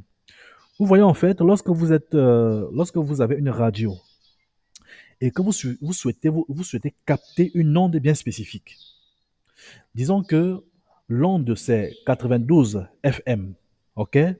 Mais est-ce que vous pouvez capter l'onde si vous mettez par exemple à 80 FM? Vous ne pouvez jamais capter 92 FM si vous êtes à 80 FM. 92, c'est quoi? C'est la fréquence à laquelle vibrent les voix de tous ceux qui sont en train de parler à partir de cette radio. Donc, tous ceux qui parlent dans cette radio-là, les journalistes qui parlent là, leur voix vibre à une fréquence. Et cette fréquence-là est transmise à 92. Maintenant, vous avez la radio qui doit recevoir et vous mettez la radio à 80. Ça ne peut jamais se faire parce que la radio est en train de vibrer une réception à 80 pendant que les autres parlent à 92. Donc, les deux sont à deux niveaux différents. Cependant, si vous tunez maintenant la radio à 92, en ce moment-là, vous allez donc établir une connexion. Alors, revenons maintenant au niveau de la foi. C'est exactement la même chose qui se passe au niveau de la foi. Donc, lorsque vous parlez, comment dirais-je, votre voix est transmise à une fréquence. OK? Alors, cette fréquence-là, c'est en fonction de ce que vous exprimez. Donc, par exemple, si, comment dirais-je, parce que tout vibre hein, à une fréquence. L'argent vibre à une fréquence, comment dirais-je, la maladie vibre à une fréquence, la guérison vibre à une fréquence, la grâce vibre à une fréquence, etc., etc. Il y a une fréquence pour tout. Et vous allez voir que c'est scientifiquement prouvé. Alors, lorsque vous parlez maintenant, ok, de guérison, la guérison vibre à une fréquence. Maintenant, lorsque vous dites j'espère que je serai guéri, en disant que Seigneur, guéris-moi. Et en même moment, vous dites, j'espère que je serai guéri. Espérer, c'est de l'espoir. L'espoir vibre à une fréquence. Et comment dirais-je, la fréquence de l'espoir est différente de la fréquence de la guérison. Donc, du coup, il n'y aura jamais de la foi qui sera produite parce que les deux ne vont jamais se connecter. Les deux ne vont jamais se connecter. L'esprit, c'est un peu comme votre récepteur, ok? L'esprit, c'est un peu comme votre récepteur. Donc, lorsque vous avez émis le son en disant Seigneur, guéris-moi, dans votre esprit, comme vous avez parlé de guérison, dans votre esprit, vous devez déjà vous voir guéri. Dans votre esprit, vous devez déjà vous voir guéri. Une fois que vous dites Seigneur, guéris-moi, en vous voyant déjà guéri, automatiquement, la fréquence de votre esprit et celle de votre son vont être identiques et naturellement vont être connectées. Et ça va produire en vous ce qu'on appelle la foi. Et cette foi-là, c'est une énergie maintenant qui attire n'importe quoi à elle. Ok, que ce soit la guérison, que ce soit les montagnes. Voilà pourquoi on dit la foi attire même des montagnes à elle. Elle attire n'importe quoi, quel que soit ce pourquoi vous l'exercez. C'est exactement ainsi que ça marche. Ok? Voilà pourquoi le premier don qui a prié en disant Seigneur, merci de m'avoir guéri. Lui, sa connexion est même instantanée. Lorsqu'il dit merci de m'avoir guéri, en se voyant déjà guéri malgré qu'il est malade, automatiquement en lui, ça se manifeste même plus vite. Cette connexion et cette foi-là. Et maintenant, regardez, l'être humain est un esprit. À chaque fois que vous attirez en vous une énergie par la foi, une énergie peut-être de guérison par la foi, c'est une quantité qui vient en vous. Ce n'est pas tout qui vient au même moment, c'est une quantité qui vient en vous.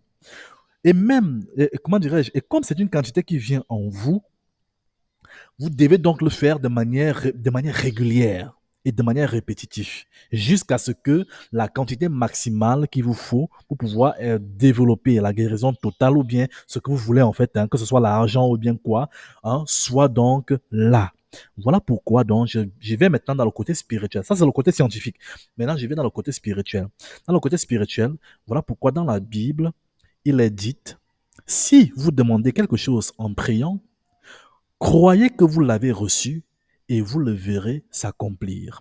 Alors, pour ceux qui sont un peu nouveaux par rapport à cette... j'aime toujours en fait parler avec, comment dirais-je, la parole. Ok.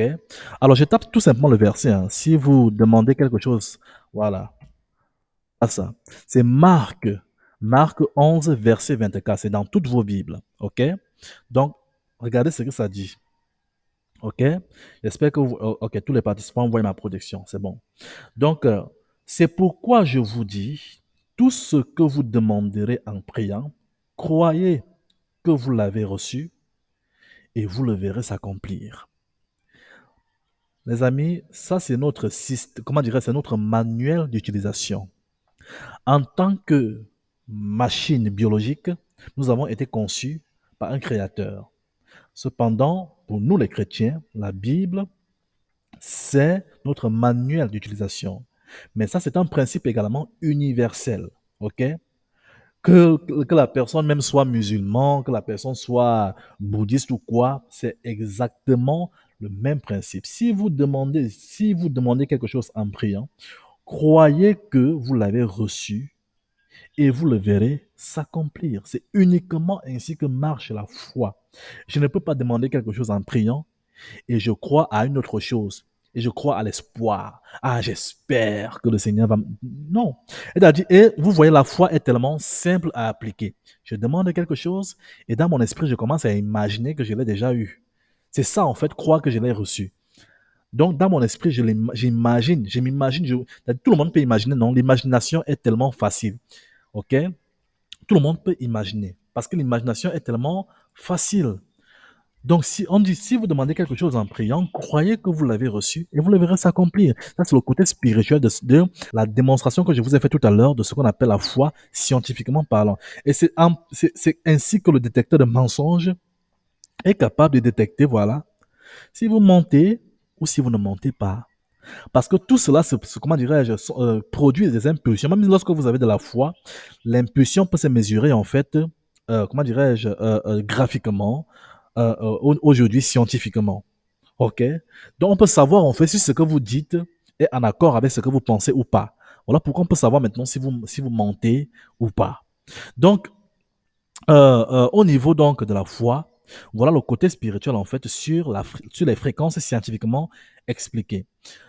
Maintenant, l'autre côté spirituel, en fait, sur la foi, lorsque la Bible dit la foi vient de ce que l'on entend, et ce que l'on entend vient de la parole. Donc, voyez, en fait, à chaque fois que vous émettez une fréquence, ça vibre à chaque fois que vous émettez, en fait, une parole, ça vibre à une fréquence bien spécifique. Et bien évidemment, voilà d'où provient, en fait, l'origine de la foi. Maintenant, pour que vous puissiez donc la produire, il faudrait que vous pensiez exactement à la même chose que vous êtes en train de générer. Voilà pourquoi les meilleures prières ne sont pas les prières de demande. Les meilleures prières sont les prières soit de proclamation ou d'affirmation. OK? Donc, les meilleures prières sont les prières où vous dites je suis ceci ou encore je suis guéri et vous commencez même à remercier le Seigneur que vous êtes guéri alors que vous êtes malade. Vous commencez à remercier le Seigneur qui vous a, comment dirais-je, euh, euh, euh, comment dirais-je, gracié abondamment alors que vous n'avez rien dans les poches. OK? Qui vous a donné une grâce financière alors que vous n'avez rien dans les poches. Ou vous remerciez le Seigneur de vous avoir donné à manger alors que vous avez faim. Ce sont les meilleures prières. Parce que c'est là où la foi s'applique de manière instantanée. Parce qu'il y a beaucoup de risques lorsque vous commencez à demander que vous commencez à avoir des doutes par l'espérance. Parce que lorsque vous commencez à avoir de l'espoir, l'espoir n'a rien à voir. L'espoir et la foi, c'est deux choses différentes. L'espoir est un début, c'est-à-dire des étapes pour obtenir la foi, mais la foi en elle-même vibre à une fréquence différente de l'espoir. Donc, du coup, vous ne pouvez pas dire, vous demandez quelque chose et vous commencez à espérer. Espérer, ça ne va jamais vous faire avoir la chose. C'est croire qui va vous faire produire la foi. Donc, lorsque vous demandez et que vous croyez, croyez c'est quoi? C'est que vous imaginez dans votre tête que vous avez déjà eu ce que vous avez reçu. Aussi simple que cela. C'est ce qu'on appelle croire scientifiquement parlant. À chaque fois que vous croyez à quelque chose, à ce que vous dites, ça veut dire que vous pensez à la chose en même temps que vous le dites. OK? Voilà pourquoi certaines personnes, lorsqu'ils disent quelque chose, après, ils disent non, je ne pensais pas à ce que je disais. Ça veut dire que, et surtout, c'est lorsque quelqu'un, par exemple, insulte une autre personne, voilà, sans le vouloir, mais par impulsion. Et puis, à la fin, lorsqu'il revient en arrière, il se dit, non, je ne pensais pas à ce que je disais. Ça veut dire que lorsqu'il parlait, voilà, il ne parlait que par les lèvres, mais au niveau comment dirais, de son cerveau, encore de son mental, ou encore de son spirituel, voilà, il n'imaginait pas ce qu'il était en train de dire en même temps. OK. Donc, voilà donc en ce qui concerne donc la foi expliquée scientifiquement. Et on y reviendra encore dans notre cours. OK, maintenant, le pardon. OK. Alors, je vais maintenant également, le deuxième outil mental de base que vous devez avoir, en fait, ici, c'est le pardon. Vous savez, pour que pour que vos activités marchent, vous devez être libre. OK? Pour que vous attirez quoi que ce soit en vous, vous devez être libre. Vous devez être totalement libre. Pourquoi? Parce que le manque de pardon crée en vous quelque chose, crée beaucoup d'énergie en vous. C'est-à-dire des choses qui consomment de l'énergie en vous. Un peu comme la haine, le, la jalousie, des choses comme ça. Il y a beaucoup de choses qui consomment, alors que la seule chose qui doit consommer votre énergie, ce sont vos projets. Pas la haine, pas le manque de pardon, pas les dettes, etc. etc. OK? Alors, voici comment marche le pardon. OK? Je fais quelque chose de mal à quelqu'un, je le dois quelque chose. Donc, parce que quand je fais quelque chose du mal à quelqu'un, je viens de le prendre quelque chose. Je viens de le prendre, par exemple, quoi? De la joie. Par exemple, si euh, un individu lambda, ok, si quelqu'un vole de l'argent à une autre personne, qu'est-ce que le voleur a pris à la personne? Le voleur a pris de l'argent à la personne, il doit de l'argent à la personne, c'est une dette. Le vol est une dette. L'insulte même, parfois, est une dette. Le mépris est une dette. Le mensonge est une dette. Le manque de pardon, c'est-à-dire l'offense, est une dette. Donc, à chaque fois que vous offensez quelqu'un, vous le mentez ou vous le volez, etc., etc., ce sont des dettes que vous devez. Maintenant, voici comment ça marche. Pour que vous puissiez avoir de la grâce, vous voyez, la grâce est un peu comme un cadeau, ok? Et imaginez un peu le royaume des cieux comme une banque. Imaginez le royaume des cieux comme une banque. Alors, dans cette banque-là, tout le monde peut aller prendre, voilà, de l'argent, des cadeaux, des choses comme ça.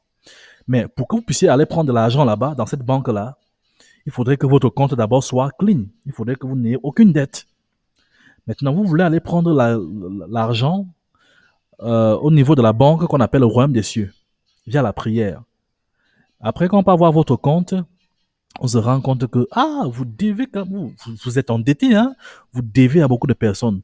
Tu as offensé celui-ci, tu as offensé celui-là, Ok. Maintenant, on vous dit ceci.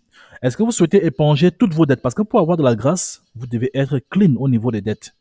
Est-ce que vous souhaitez éponger toutes vos dettes? C'est-à-dire les gens que vous avez offensés, etc., etc. Oui. Alors, on vous dit pour éponger toutes vos dettes, il faut également éponger les dettes que les autres vous doivent. Donc, si quelqu'un te devait, par exemple, 1000 francs, ok, tu lui dis, ok, bon, gars, tu ne me dois plus. Comme ça, les 1000 francs que tu devais à une autre personne, à qui tu as fait du mal, lui, maintenant aussi, tu ne le dois plus. Donc, la banque t'a dédommagé de ça. Donc, c'est comme ça que le pardon marche. Comment dirais-je, en d'autres termes, si je souhaite bénéficier du pardon pour ce que j'ai fait aux autres, il faudrait que je pardonne d'abord les autres qui m'ont offensé. De cette manière-là, je pourrais donc bénéficier à nouveau de la grâce que je veux, c'est-à-dire accomplir mes projets, bénéficier des idées créatives, avoir de l'inspiration, des choses comme ça, ce qu'on appelle la grâce. OK? Et même la grâce financière. Voilà pourquoi je prenais donc le royaume des cieux comme une banque de tout cela. Donc, c'est aussi simple que cela. Vous souhaitez être dédommagé de cela, donc avant de demander pardon, pardonnez d'abord aux autres. Vous vous libérez d'abord de toutes les dettes que les autres vous doivent. Et là maintenant, vous pouvez également être libéré des dettes que vous devez aux autres. Donc voilà comment le pardon marche. Par conséquent, si vous restez dans le non-pardon, ça veut dire quoi? Vous continuez à devoir aux autres, c'est-à-dire à laisser les autres endettés sur vous. Bon, et même si vous n'avez jamais fait du tort à personne et que les gens vous font seulement du tort, ok? Regardez bien, le seul fait que les gens vous font du tort, chers amis, si vous ne pardonnez pas, le perdant là-dessus, c'est vous. Pourquoi? Parce que vous serez endetté d'une manière ou d'une autre. Ça veut dire quoi? Alors, vous ne devez rien à personne, mais les gens vous doivent. Mais le fait que les gens vous doivent, vous ne pouvez plus avoir la grâce. Vous ne pouvez plus aller à la banque. Parce que lorsque vous irez à la banque du royaume des cieux, on va vous dire, OK, il y a des gens qui vous doivent, non? Oui. Ok, il n'y a pas de problème. Donc, attendez donc qu'ils vous remettent donc ce qui vous doivent. Donc, lorsqu'ils vont vous donner l'argent là et que vous allez consommer, puisque lorsque il y a du crédit qui est en attente de venir vers vous, donc vous ne pouvez pas prendre voilà, de l'argent au royaume des cieux. Donc, du coup, ça fait que les gens qui vous doivent, voilà, ils vous bloquent maintenant l'accès à la grâce. Du coup, si vous ne pardonnez pas, vous vous bloquez vous-même l'accès à la grâce, même si vous n'avez offensé personne. Voilà pourquoi c'est celui qui pardonne qui gagne le plus. Vous voyez donc que dans l'équation, celui qui pardonne est toujours gagnant. Toujours dans tous les cas. Qu'il ait offensé les gens ou qu'il n'ait pas offensé, il est gagnant. Mais celui qui ne pardonne pas, même s'il n'a jamais offensé personne, ne gagnera jamais de grâce divine. Voilà la différence. Donc le pardon est un outil crucial si vous souhaitez développer quoi que ce soit, je dis bien quoi que ce soit en informatique. Quel que soit ce qu'on vous a fait, que ce soit un membre de la famille, que ce soit qui, faites toujours tout et pour tout pour que votre compte soit totalement zen et libre. Pardonner ne veut pas dire oublier. Pardonner veut dire quoi? Ça veut dire que vous le laissez aller. Ça veut dire quoi? Alors, voici une méthode pour savoir exactement si vous avez pardonné quelqu'un. Disons qu'une personne vous a offensé et vous a offensé d'une manière que vous savez que vous ne pouvez même pas pardonner la personne. Alors, si vous souhaitez savoir si vous êtes capable de pardonner, pardonner, ça ne va pas dire, oh, ok, je pardonne la personne, ça n'a rien à voir. Si vous voulez réellement savoir si vous avez pardonné quelqu'un, priez pour la personne. C'est là où vous allez savoir si vous avez pardonné quelqu'un. Priez pour la personne jusqu'à ce que, lorsque vous allez prier pour elle, vous allez ressentir de la pitié. Là, vous saurez que vous avez prié, vous avez pardonné la personne. Transformez votre haine en pitié. C'est uniquement la seule et unique façon de pardonner. Et même si vous ne ressentez pas la pitié et que vous ne ressentez rien, mais au moins vous ne ressentez plus de la haine en priant pour la personne, alors ça c'est bon. Mais dans tous les cas, priez pour la personne qui vous a offensé. C'est la meilleure façon de pardonner. C'est scientifiquement prouvé. Alors, le manque de pardon génère la haine. Maintenant, allons au niveau de la science. Le manque de pardon génère quoi? La haine. Et vous savez ce que la haine génère? Parfois la colère. Et vous savez ce que la colère génère? Ça génère une hormone. Et cette hormone-là, c'est du poison. À chaque fois que vous êtes en colère, votre corps sécrète une hormone qui est du poison. Maintenant, si vous voulez faire le test, et vous pouvez même fouiller cela sur Google si vous voulez, pour ceux qui ne savaient pas, vous pouvez faire le test par vous-même. Lorsque vous êtes en colère, ok, à la même instant, faites une prise de sang. Bien allez dans une clinique, vous faites une prise de sang et faites-vous analyser. Vous allez voir le résultat qu'on va vous faire, on va vous produire. En fait, à chaque fois, et c'est cette hormone-là, en fait, qui vous donne cette rage, voilà, de vouloir peut-être vous battre, des choses comme ça. En fait, c'est une hormone constituée d'un poison qui peut vous rendre malade. Et vous avez vu, il y a des personnes qui tombent malades lorsqu'ils sont, comment dirais-je, automatiquement lorsqu'ils sont en colère. Il y a des gens comme ça.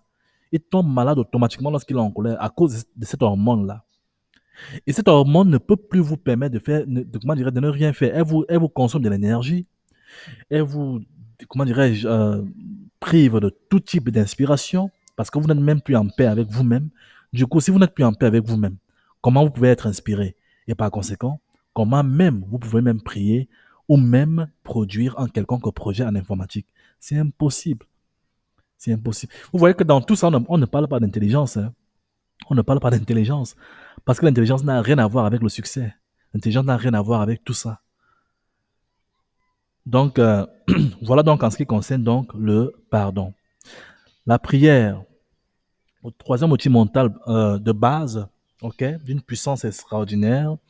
Donc, la prière, on va revenir là-dessus également en profondeur, ok, est un outil en fait qui vous permet de réaliser beaucoup de choses, ok. Donc, c'est par la prière également que vous attirez, c'est l'un des outils qui vous permet d'attirer en vous, ok, par la foi, ce que vous voulez, l'énergie de ce que vous voulez, ok. Donc, la prière, c'est un peu comme un gobelet. Imaginez que vous avez, donc la foi, c'est l'énergie que vous mettez pour prendre le gobelet. Et donc la prière va donc puiser à une quantité, disons, de guérison. Si vous avez demandé la guérison, la prière va puiser avec, disons que la guérison, par exemple, c'est 10 litres. Et voilà, vous avez un gobelet, par exemple, de 100 millilitres. OK? Donc, ça veut dire que pour atteindre 1 litre, vous allez devoir puiser 10 gobelets, donc 10 prières. Et puis maintenant, vous voyez un peu. Donc, il vous faudra en fait, par exemple, 100 prières pour atteindre maintenant les 10 litres. OK? Donc, c'est un peu comme ça que la prière marche. Voilà pourquoi la Bible dit prier comment? Sans cesse. Aucune prière n'est une prière où vous faites la prière maintenant, voilà, et c'est fini. Voilà pourquoi la Bible dit prier sans cesse, sans cesse, sans vous arrêter. Parce que à chaque fois que vous priez, c'est un peu comme si vous prenez un gobelet pour charger maintenant, c'est-à-dire pour boire une quantité, soit de guérison ou de grâce. Bref, ce que vous demandez en fait. Voilà. Donc voilà donc en ce qui concerne donc la prière. La méditation, c'est la même chose. Sauf que la différence entre la méditation et la prière est que avec la prière, en fait, vous êtes, comment dirais-je, vous utilisez l'énergie sonore, c'est-à-dire l'énergie vibratoire de votre son pour pouvoir activer la foi.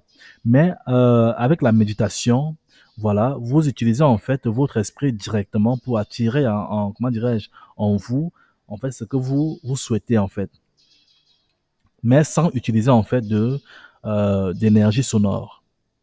Ok. On y reviendra hein, sur la méditation et la prière en fait en profondeur, parce il y a beaucoup en fait qui se disent que lorsqu'on parle de méditation, c'est une histoire voilà de bouddhiste, de yoga, des choses, des choses comme ça. Et oublie que même dans la Bible, en fait, il est écrit méditer ses paroles nuit et jour. Méditer ses paroles nuit et jour. Alors, lorsqu'on parle de méditation en tant que tel, c'est quoi? Et comment méditer une parole? Je prends juste un exemple hein, pour vous donner une idée de ce que c'est. Je prends en somme, ok? C'est quoi en somme? En somme est un poème spirituel qui a pour but d'habiller mon esprit avec un certain pouvoir, ok? Donc il y a les sommes par exemple de prospérité, les sommes de guérison, les sommes. Alors si je prends par exemple en somme de guérison et que au lieu donc de faire une prière par moi-même, je préfère utiliser donc en somme de guérison. Alors disons que ma prière, si c'était un gobelet par exemple de 100 millilitres. Le somme, par exemple, ça peut être un gobelet de 1 litre, c'est-à-dire 1000 millilitres. Donc, ce que puise ma prière est plus petite que ce que puise le somme. Alors, qu'est-ce que je fais?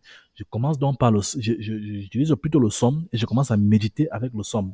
C'est-à-dire, je récite le somme dans ma pensée, mais en même temps que je récite le somme, je pense exactement c'est-à-dire, je m'imagine en train d'accomplir ce que le somme est en train de dire. OK? Par exemple, si je dis, le Seigneur est mon berger, rien ne me manque. En même temps que je dis ça, je suis en train de me voir en train de marcher et que quelqu'un est mon berger en train de m'accompagner, qui est le Seigneur. C'est-à-dire, je vois un esprit qui est en train de m'accompagner et c'est le Seigneur. Et quand je dis encore sur les prés d'herbes fraîches, il m'accompagne. Je me vois allongé dans les prés. C'est-à-dire, à chaque fois que je vais dire quelque chose, je m'imagine en train de le faire. Et c'est comme ça qu'on médite la parole. C'est comme ça qu'on médite les sommes. Quand vous faites ça, oh là là, quand vous allez faire par exemple ça 5 minutes par jour, pendant peut-être une semaine, vous allez voir. Vous allez voir comment les choses vont aller dans votre... Vous aurez l'impression que votre vie, c'est un peu comme si on a mis de l'huile pour que ça... Comment dirais-je? Vous voyez un peu quand le moteur est en train de marcher avec des comment dirais-je? Euh, avec des frictions. Voilà, donc pour baisser la friction, bien pour éliminer la friction, on met de l'huile. Donc c'est exactement comme ça que vous allez, comment dirais-je, que ça va se passer au niveau de votre vie, de vos projets, des choses comme ça. Donc la méditation est un outil puissant, voilà, par rapport à nos projets. Maintenant, la nourriture. Comme nous savons que tout ce que nous mangeons se manifeste en nous, dans nos pensées, dans nos émotions, ce que nous mangeons détermine nos émotions. Imaginez, ce que vous mangez détermine si vous allez être content ou fâché aujourd'hui. Ça détermine si vous allez être paresseux ou déterminé. Ça détermine si vous allez être enthousiaste ou anxieux. Ça détermine si vous allez être, je sais pas, en colère ou content. C'est ce que vous mangez qui détermine principalement cela. Imaginez, ça veut dire qu'en tant qu'informaticien, l'une des choses que vous devez regarder et mettre beaucoup plus l'attention, ok, c'est également ce que vous consommez. OK? Vous consommez des plantes, vous consommez des légumes, vous consommez des fruits, etc. Vous allez vous sentir toujours zen, vous allez vous sentir toujours dans la pensée, vous allez vous sentir dans le côté spirituel extrême.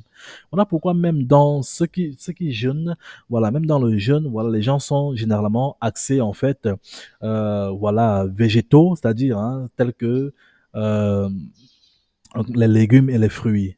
Ok, je prends toujours en fait l'exemple du jeûne de Daniel, voilà, qui jeûnait uniquement en mangeant des fruits et des légumes, alors que même jusqu'à ce que lorsqu'on lui proposait de la viande, il refusait. Alors on lui a dit même, alors comment tu veux avoir un bon poids ou encore comment tu veux être en forme si tu ne manges pas de la viande? Il a continué, il a dit non, donnez-moi juste des, comment dirais-je, des végétaux et je vais m'en sortir, il n'y a pas de problème.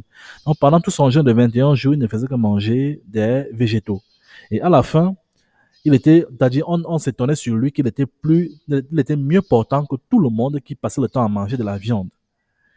Maintenant, c'est scientifiquement expliqué et je pense que l'explication scientifique, vous la connaissez déjà. La viande consomme votre énergie, la plante vous donne l'énergie.